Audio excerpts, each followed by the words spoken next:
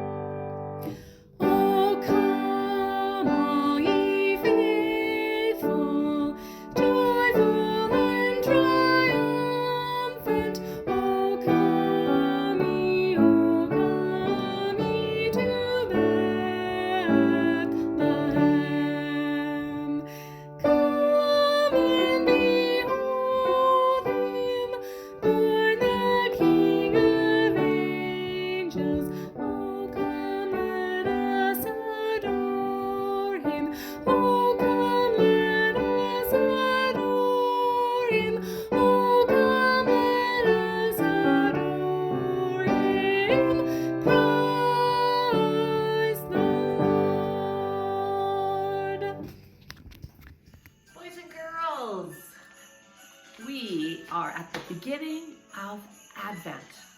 What?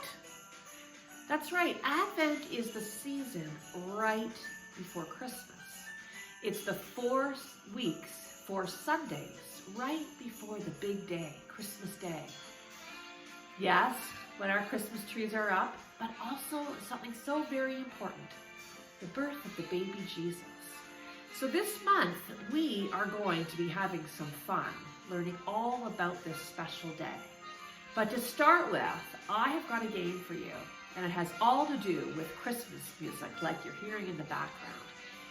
We are going to have some actions that I'm going to ask you to follow along with, and you're going to have to learn these because every week I'm going to add a new one for you. Are you ready? I'm backing up so you can see what I'm going to do. The first one is going to be Jingle Bells. That's right, when you hear me say Jingle Bells, everybody, when you hear me say Jingle Bells, you're going to stomp your feet.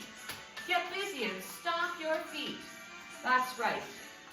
Every time I say Jingle Bells, one of the best Christmas songs. Now, I have another one for you.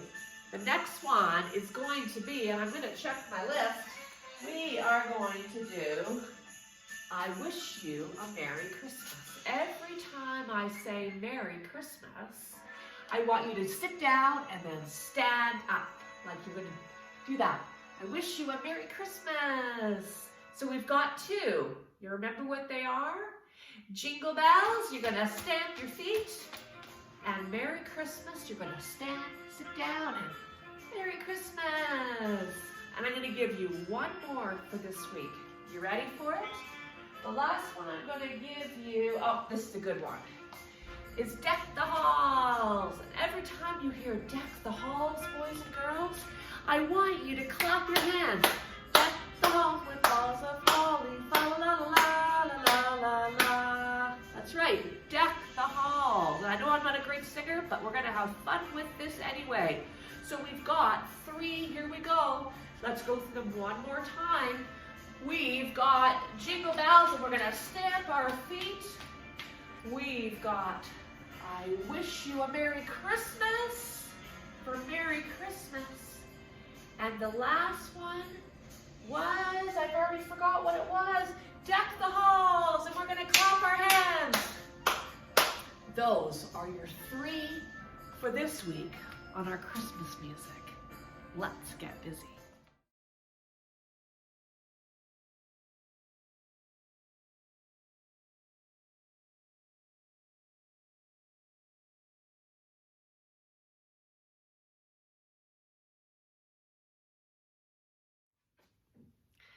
Boys and girls, our story today actually starts way back in the Old Testament of the Bible. That's right. I'm going back before the time when Jesus was born. See, in our Bible, we have two parts. We have the Old Testament and we have the New Testament. And the Old Testament stories were written long, long ago by different people who came to know God in their lives before the birth of baby Jesus. And this is from the book of Micah, and I'm taking this to give credit to Spark. This is a Spark Story Bible. And this is the story of a ruler from Bethlehem. Micah was a prophet. He spoke to the people for God. During the time when Micah was alive, God's people were afraid. They felt sad and hopeless. God sent Micah to the people of Bethlehem, one of the smallest groups of God's people, with some unbelievable news. There's Micah. This is the good news that Micah announced to God's people. From you, little Bethlehem, will come a wonderful leader for the whole world. He will be like a good shepherd who loves and takes care of each sheep in his flock. He will take care of all people, especially those who need extra help. All God's people will be safe with this leader because he will lead with peace and fairness. He will be the greatest leader the world has ever seen. There is hope. Live with hope, you people of Bethlehem. And there are the people in Bethlehem. Now, this story does carry on for today, because now we come to the New Testament and a special angel's visit. Mary was a young woman. She lived in a town called Nazareth and was engaged to be married to a man named Joseph. One day, a tall and handsome man appeared in front of Mary. His clothes were brilliant white. His hair was dark and curly, and his eyes sparkled like lights. Mary knew the man must be an angel. "Hello, Mary," he said. "God is with you." Mary stepped back. His deep voice scared her. "Don't be afraid," he said. "God sent me to tell you that you are going to have a son, who you'll name Jesus. He's going to be very important to many people." "A son? But I'm not married yet," she said. "How is this going to happen?"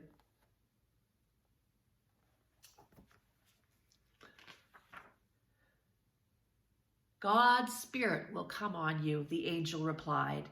"Your son will be the Son of God." "The Son of God? My son?" Mary thought about all of these things. It didn't seem possible, but she believed anything was possible for God. "I am God's servant. I'll do whatever God says," she said. But her mind was racing. What will Joseph think? Would he believe her? Mary was nervous. When Mary told Joseph about the angel and giving birth to God's son, he did just what she was afraid he would do. He didn't believe her.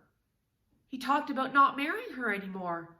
Mary felt sad, but she remembered what the angel said, and she trusted God. The next day, something wonderful happened. Joseph came to her and said, "An angel came to me in a dream. He said, 'Joseph, don't be afraid to make Mary your wife. She is going to have a son, and you're going to name him Jesus. He's going to save people from all the wrong they do.'" And that is our first story for the first Sunday of Advent, the story of Mary and the angel.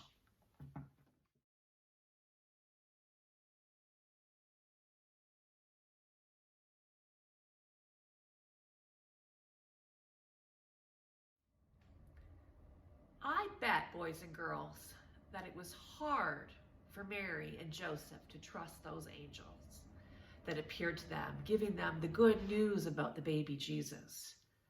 But they trusted. And so our game today is all about trust. We're going to be taking a trust walk through a maze. And what you need is you need just two people. One person is going to be the leader, and the other person is going to be blindfolded. So get yourself a tea towel like I did, and put it on one person, okay? And then I'm going to show you how the other person is going to lead them through a maze. Okay, boys and girls, you can't see me, but I'm here. I am the one leading the person who is blindfolded. And as you'll see, now I use streamers, but I would recommend, you could use streamers too, but they're going to move when somebody walks on them. You would probably want to use some tape on the floor, and you're going to make a course to walk along. And the person with the blindfold is the one that's going to be walking. So the person who is chosen to be the leader is going to get them to walk along the course that you have laid out without being able to see where they're going. So you have to make sure to give good directions. So here I go. Go straight. Keep going, keep going. All right, turn to your right. Keep turning, turning, turning, turning. Keep turning, turning, turning. Okay. Oh, now I want you to turn to your right a little bit more and go straight. Go straight. Turn to your right. Turn to your left. And go straight.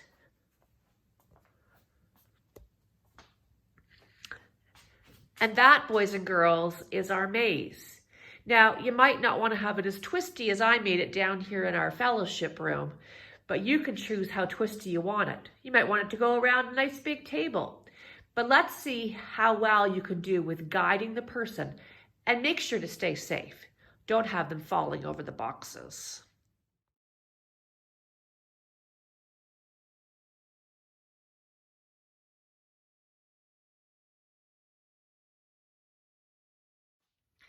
Boys and girls, I was thinking about that angel that appeared to Mary, and the angel that appeared to Joseph. I wonder what an angel would look like.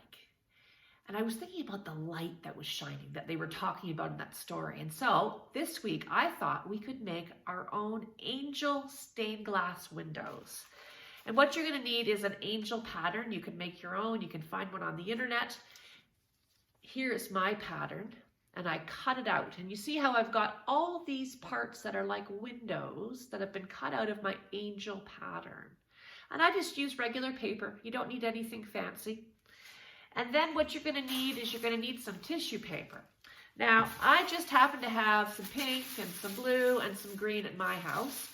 But whatever you might happen to have, yellow or orange or red, whatever you like, you're going to cut out pieces of tissue paper so that they can fit over top of your window.